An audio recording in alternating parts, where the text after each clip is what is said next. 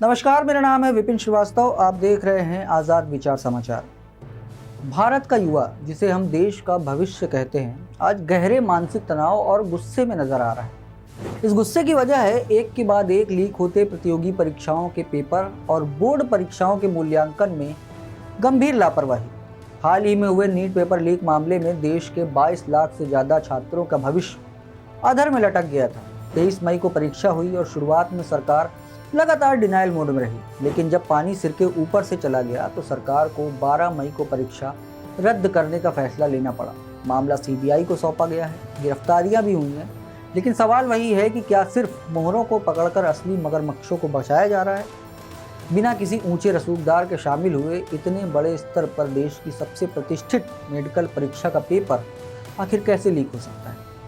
अभी नीट की आग ठंडी भी नहीं हुई थी कि केंद्रीय माध्यमिक शिक्षा बोर्ड यानी कि सीबीएसई के नतीजों का नया विवाद खड़ा हो गया। 13 मई को जैसे ही सीबीएसई के नतीजे आए, छात्रों और अभिभावकों के होश उड़ गए। इस बार कॉपियों को जांचने के लिए जिस ऑन स्क्रीन मार्किंग यानी कि ओएसएम सिस्टम का इस्तेमाल किया गया था, उसमें भयंकर तकनीकी खामियां सामने आई थी। कई छात्रों की उत्तर पुस्तिकाओं में कुछ पन्ने बिना जांचे छूट गए थे, तो कहीं स्कैनिंग इतनी धुंधली थी कि जवाब ही नहीं पढ़े जा सकते थे। नतीजा यह हुआ कि मेधावी छात्रों को बेहद कम अंक मिले। जब कुछ छात्रों ने शारीरिक रूप से यानी कि फिजिकल वेरिफिकेशन से अपनी कॉपियां चेक करवाई तो बोर्ड की ये लापरवाही सामने आ गई। मीडिया के बढ़ते दबाव के बाद सरकार को इस तकनीकी विफलता को आखिरकार स्वीकार करना पड़ा। वो बात तो एकदम सही है कि जब व्यवस्था बहरी हो जाती है तो विरोध के तरीके भी बदल जाते हैं। पिछले कुछ दिनों से दिल्ली के जंतर मंतर पर एक बेहद अनोखा और व्यंग्यात्मक आंदोलन देखने को मिल रहा है, जिसे नाम दिया गया है कॉकरोच जनता पार्टी यानी सीजेपी। अब आप सोच रहे होंगे कि इस आंदोलन का नाम कॉकरोच कैसे पड़ा। दरअसल इस आंदोलन की शुरुआत एक अदालती सुनवाई के दौरान हुई, जहां कथित तौर पर देश के बेरोजगार युवाओं की तुलना कॉकरोच और पैरासाइट से कर दी गई।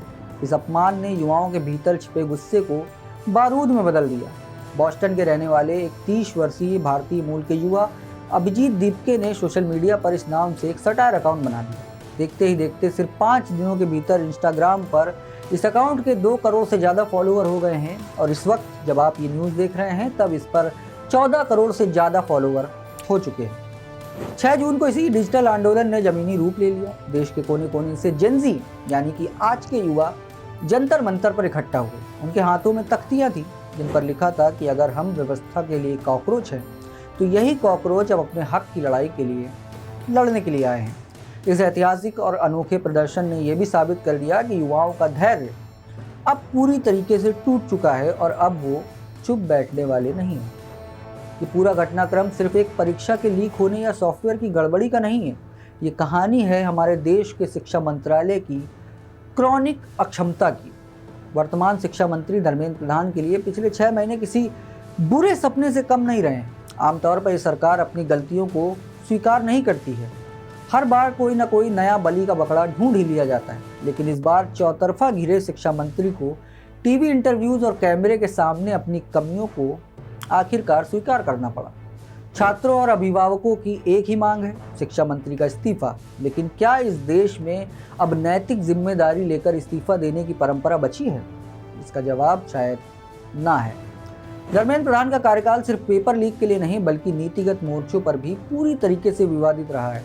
कुछ ही समय पहले एनसीईआरटी की किताबों में न्यायपालिका के भीतर भ्रष्टाचार से जुड़ा एक चैप्टर शामिल किया गया था। इस पर सुप्रीम कोर्ट ने कड़ी नाराजगी जताई थी और सरकार को लेखकों तक को हटाने के आदेश दिए गए थे। दूसरा बड़ा संकट यूनिवर्सिटी ग्रांट कमीशन यानी यूजीसी की नई इक्विटी रेगुलेशन 2026 को लेकर आया।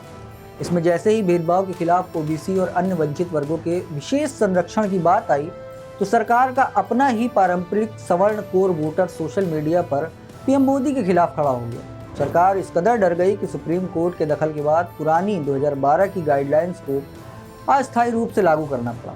सरकार आज एक ऐसे दोराहे पर खड़ी है जहां अगर वो पीछे कदम खींचती है तो 50% आबादी वाला पिछड़ा वर्ग नाराज हो जाएगा और अगर कदम आगे बढ़ाती है तो उसका अपना मुख्य कोर वोटर यानी सवर्ण वर्ग नाराज हो जाएगा। ये नीतिगत दिशाहीनता की पराकाष्ठा है। इस पूरे गुस्से की वजह क्या है और इसकी जड़ क्या है? जड़ है बिना नौकरियों वाली आर्थिक तरक्की यानी जॉबलेस ग्रोथ। साल 2014 में जब नरेंद्र मोदी प्रधानमंत्री पद के उम्मीदवार बनकर उभरे थे तो उन्होंने इसी युवा पीढ़ी को एक सुनहरा सपना दिखाया था। दिल्ली के Shri Ram college of commerce से लेकर डिजिटल प्लेटफॉर्म तक युवाओं ने उन्हें अपना मसीहा मान लिया था। हर साल 2 करोड़ नौकरियों का वादा किया गया था, लेकिन आज हकीकत क्या है? साल 2019 में देश ने 45 वर्षों में सबसे अधिक बेरोजगारी दिखी, जिसके कारण साल 2024 के लोकसभा चुनाव में बीजेपी को इसका खामियाजा भी भुगतना पड़ा और 302 सीटों वाली बीजेपी 240 सीटों पर सिमट गई। वर्तमान आंकड़ों पर नजर डालें तो स्थिति और भी ज़्यादा डरावनी है। आइए कुछ आंकड़ों पर गौर करते हैं जो देश की बदहाली बयां कर रहे हैं। देश में कुल बेरोजगारी दर अब 5.2% तक पहुंच चुकी है। अगर शहरी क्षेत्रों की बात करें तो बेरोजगारी का ये आंकड़ा 6.6% को छू रहा है। 15 से 25 वर्ष के युवाओं में बेरोजगारी विभिन्न सर्वेक्षणों के अनुसार ये दर लगभग 40% के डरावने स्तर पर है। यानी कि 15 से 25 के जो युवा हैं उनमें से 40% युवा बेरोजगार बैठे। 25 से 29 वर्ष के पढ़े लिखे युवाओं में बेरोजगारी लगभग 20% युवा आज भी काम की तलाश में भटक रहे हैं। ये आंकड़े सिर्फ नंबर्स नहीं हैं, बल्कि उन लाखों करोड़ों युवाओं की हताशा है जो दिन रात मेहनत करके पढ़ाई करते हैं, जिनके माता पिता अपनी जीवन भर की कमाई उनकी कोचिंग में लगा देते हैं और अंत में उन्हें क्या मिलता है? या तो पेपर लीक या फिर तकनीकी गड़बड़ी के कारण कम मार्क्स। ऐसे में सरकार जब उन्हें नौकरियां देने में नाकाम रहती है तो उनका ये दर्द गुस्से में बदलकर सड़कों पर आ जाता है, जैसे इस वक्त जंतर मंतर पर आया हुआ है। इतिहास गवाह है कि जब जब किसी देश का युवा पूरी तरह हताश और आक्रोशित हुआ है, तब तब बड़े तख्तापलट हुए हैं।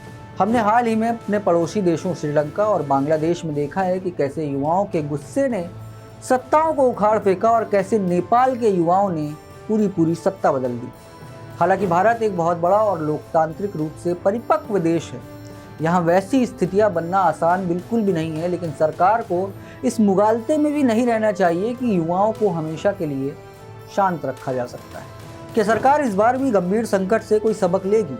क्या युवाओं को सिर्फ वादों के बजाय वास्तविक नौकरियां और एक पारदर्शी शिक्षा व्यवस्था मिलेगी? ये देखना अभी बाकी है। सभी की निगाहें प्रधानमंत्री नरेंद्र मोदी की नेतृत्व वाली बीजेपी सरकार पर। फिलहाल के लिए बस इतना ही। अन्य खबरों के लिए आप हमें सब्सक्राइब करें और देखते रहें आज़ाद विचार समाचार।